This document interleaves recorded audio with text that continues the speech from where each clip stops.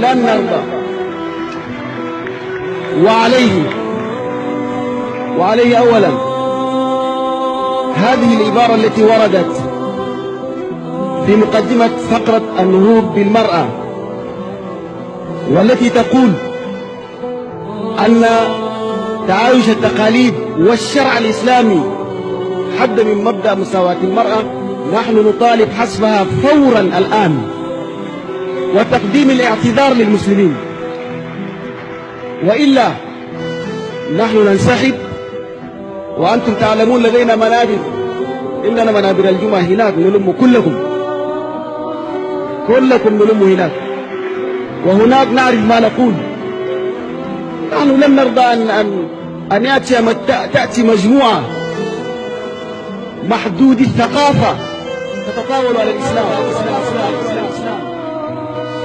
من الذي قال لهم أن الإسلام حد من مبدأ المساواة؟ بل الإسلام قدم المرأة في بعض الأحيان على الرجل. اسألوا الناس.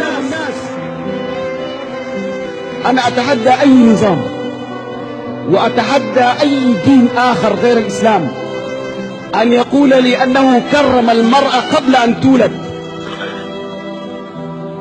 الإسلام كرم المرأة قبل أن تولد، افهموا جيدا، قبل أن تولد. اقرأوا قول الله إن شئتم: لله ملك السماوات والأرض يخلق ما يشاء يهب لمن يشاء إناثا ويهب لمن يشاء الذكور. قدم المرأة في هذه الآية على الرجل.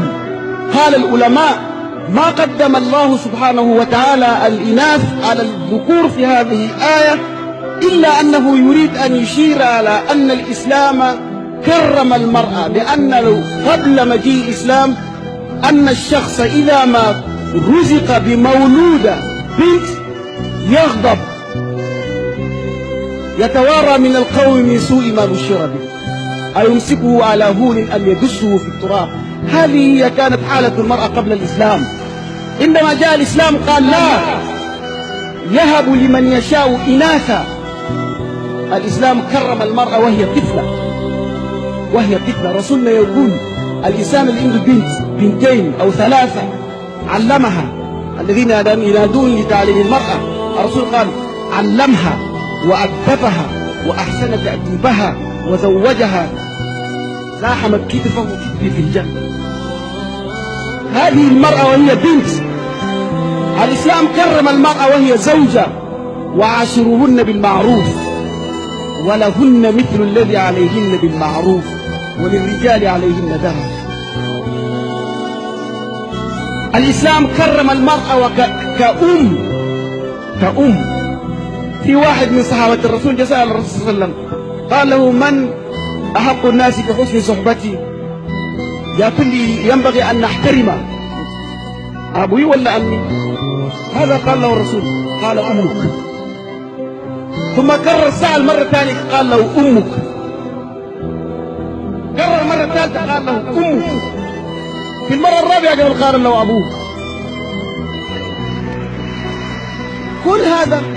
كل هذا تأتي مجموعة محدود الثقافة الذين لا ينفتحون على الآخر، الذين لا يقرؤون. نحن أمة اقرأ، نقرأ أي كلمة نضع تحتها خط، نقرأ لثقافتنا ونقرأ لثقافة غيرنا، ونعلم أن نضع الأشياء على أماكنها.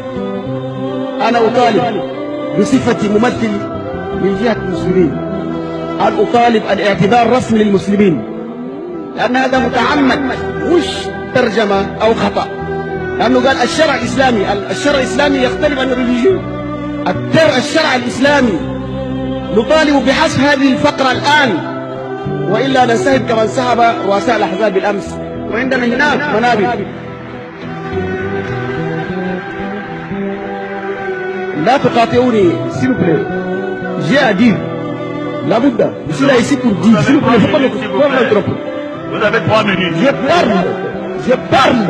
J'ai le droit de parler, monsieur. Je suis là ici pour défendre notre point de vue. Je suis pas là ici pour vous applaudir. Et je ne le ferai jamais.